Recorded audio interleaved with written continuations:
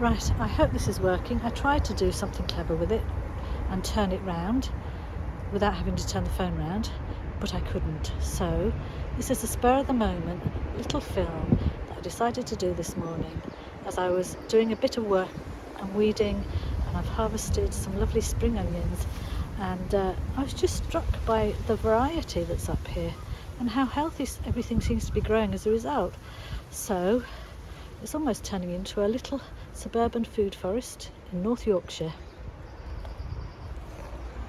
So, first of all, can you see that? Lovely, lovely, lovely. I'll go a bit closer if I can, but this is sort of a mixture of shrubs and wildflowers. This one's going over, but the bees absolutely loved it.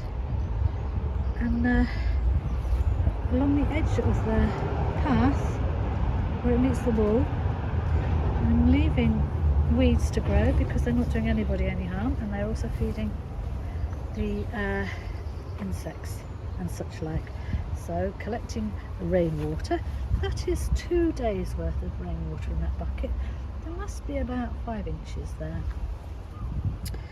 Potatoes are growing lovely. Poor old calendulas are not doing so well. Beans are looking a bit tragic. They should be up and making beans by now, but you know, hey ho, they are there. There are onions growing there, and can you see? What a lovely display of wildflowers. So the plan is to let them all go to seed and then trim them down and let them die back on the ground, and then they should come back again next year. I've been given 2 strawberry plants. I need to find a place to grow those, and I've been pulling out spring onions because this is where I'm planning to put my purple sprouting broccoli in the winter, because it does get a bit windy here. So I thought if I put the purple sprouting broccoli along here, then I can find a way to support it and shelter it from the worst of the winter weather. So we have potatoes growing here and lettuce, which is about to go to seed, so I'm starting to pull it up fairly regularly. There are borlotti beans in those pots there, so I'm hoping that they will come to something. And again, I don't want to show too much of the surrounding area, but you can see the lovely wildflowers that we've got growing around here. And there is an amazing lack of pests.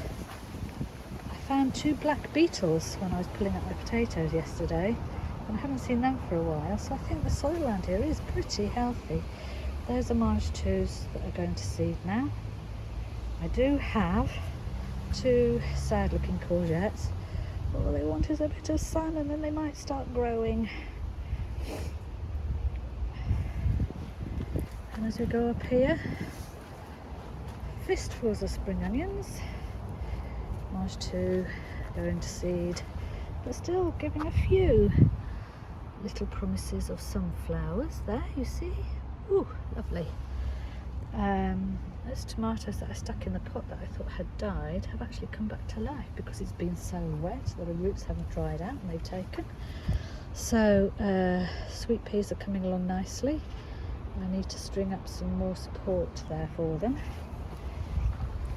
I thought my purple sprouting broccoli was going to perish, so I brought it outside, and it's liking the rainwater. Those in those pots are more borlotti beans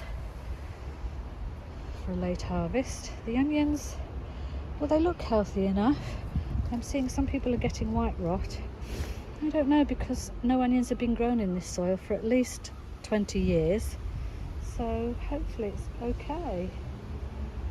Those irises are going to seed now, so there's plans to cut them back and move them up to that bank up there where they can offer a bit of colour, and it doesn't matter if they spread like wildfire. These beans, so many beans on them. The beetroot have been a bit of a disappointment, but those leaves look quite healthy, so Fingers crossed that they'll be all right. More broad beans down there. I can't get any takers for them apart from me, so my freezer is going to be full of them, which I don't mind. This is a carrot that's gone to seed, and I'm not saving it for the seed, I'm saving it because the ambiflous flowers are adored by bees and pollinators, so I thought, oh, let it be. I've got sweet corn growing in a clump down there, and they desperately need a bit of sun and warmth as well. So I pulled up all my potatoes. I have sown a whole mixture of things. In fact, I've just chucked a whole load of radish seeds that had emptied themselves into my pocket on there, along with calendula seeds that I've saved, but I've also put dwarf beans in and some more potatoes that had started sprouting from the supermarket that I bought before we started harvesting, and carrots, I think, and maybe some onions as well, because you can never have too many onions. I'm going to save this plant because it is so healthy, and let the beans dry on the plant and then save them for next year, and then they'll be adapted to this soil. Oh, my poor tomatoes, but they are growing and they look healthy enough. They're just not getting enough warmth and sun. Ditto with these peppers, I'm afraid. I have got a big sack here that I'm turning into my compost bin. Just turned it all over, 3 different bags worth, and I put holes in the side. I don't know if you can see. I'll probably put some more in so there is drainage and air to get through it, and it is out of sight of the rest of the building here, so high hopes for that next year. So I just thought I'd share with you sort of how it is possible to make a really nice vegetable plot in a restricted space which isn't perfectly neat and tidy and does have weeds around it, or instead of weeds, say wildflowers. Cheerio for now, and thank you for watching. See you at the next one.